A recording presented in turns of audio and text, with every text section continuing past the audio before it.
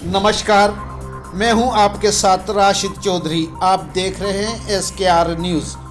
राजधानी दिल्ली में 26 जनवरी के मौके पर डॉक्टर भीमराव अंबेडकर के बनाए संविधान दिवस पर भीम नगरी के आंदोलनकारी अध्यक्ष अजय राज द्वारा सुल्तानपुरी का नाम बदलकर भीम नगरी रखने का किया ऐलान।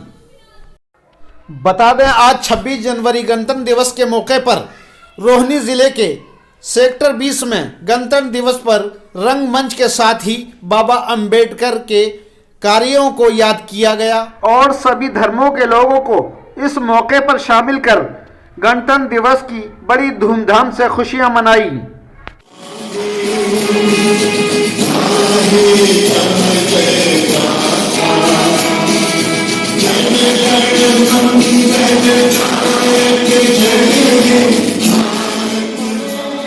धानी साड़ी पहन श्रृंगार सजाया है, गणतंत्र दिवस आया है। भारत की इस अखंडता को तिल भर आंच न आने पाए हिंदू मुस्लिम सिख ईसाई मिलजुल इसकी शान बढ़ाएं, युवा वर्ग के सक्षम हाथों से आगे इसको सदा बढ़ाएं। इसकी रक्षा में हम वीरों ने अपनी रक्त बहाया है। जय भीम, जय भारत। गणतंत्र दिवस की आपको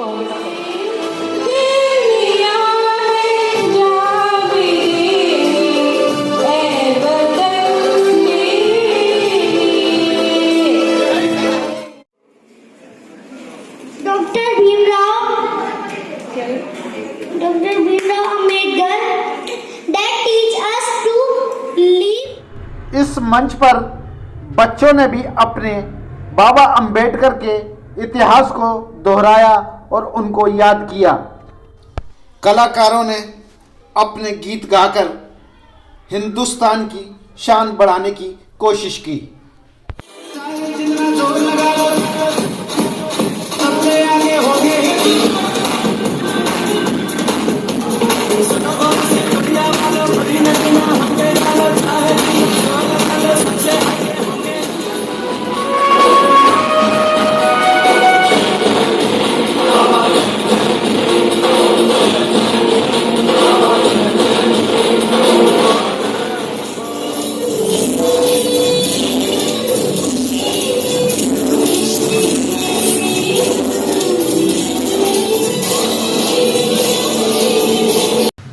इस मंच से अजय राज ने भी लोगों को संबोधित किया।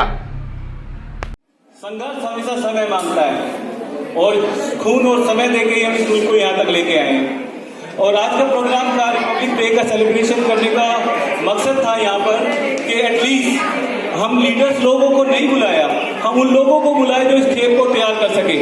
क्योंकि बाबा साहिब ने, मैंने पहले भी शुरुआत में कहा, तो बाबा साहिब ने जब मुस्लिम लोगों को मदद दी गई, उन्होंने बनाया अलीगढ़ मुस्लिम यूनिवर्सिटी।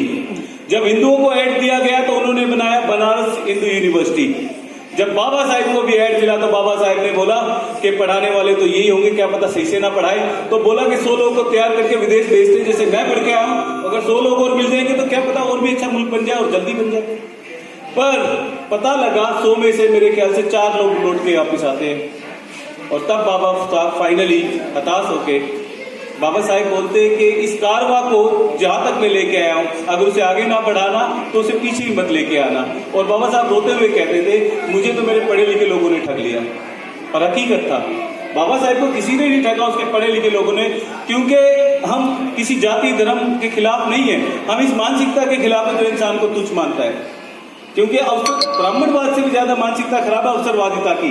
जो अवसरवादी हो तो छोटे सगे भाई का भी हक खा जाता है। तो हम अवसरवादिता मानसिकता के खिलाफ है।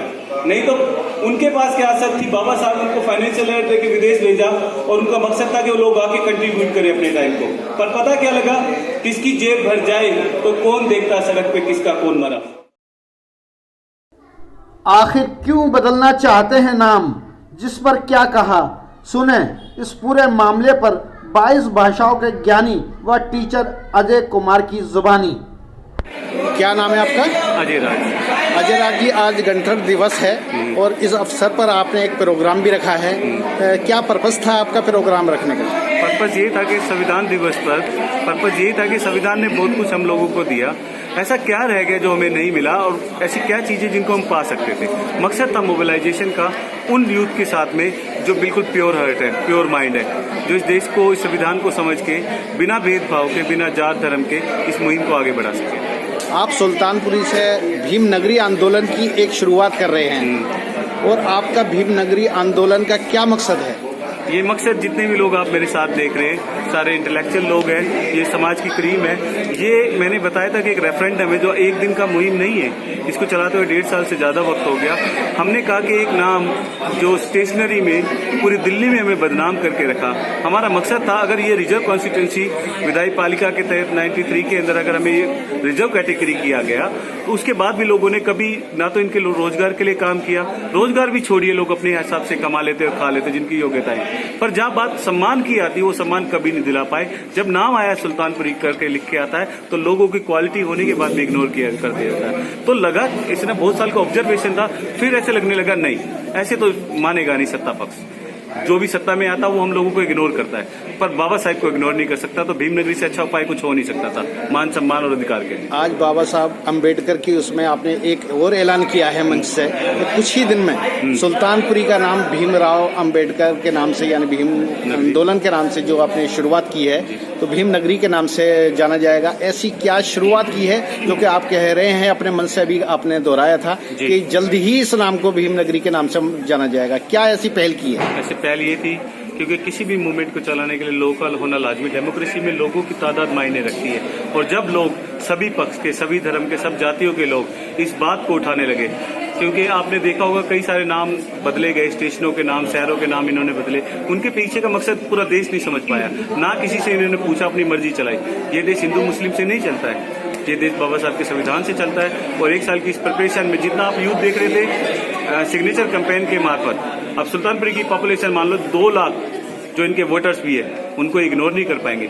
मेरी आवाज तो दबा सकते हैं पर मेरे सुल्तानपुरी की आवाज ये नहीं दबा पाएंगे। आप वैसे टीचर हैं जी और करीब हमने सुना है 22 भाषाएं आपको आती हैं जी, तो आप अपने देशवासियों को 2-3 भाषाओं में थोड़ा सा आप ये क्या मैसेज देंगे आप बता सकते हैं और मैसेज अलग दें? First of all I message to my country, happy Republic Day. We people are not for to really just getting for the our appetite, we are here for dignity as well. और Ambedkar is only the way for us to give us dignity and opportunities as well. Okay, Zanuwe Amtior of Lion Day, we appale equality intermite fraternity. And the next one is, okay, I can't speak. Okay, we people of India want a fully democratic way, so we can avail every opportunity what is availed by all around the country, all the people equally. That's it. क्रांतिकारी जय भीम।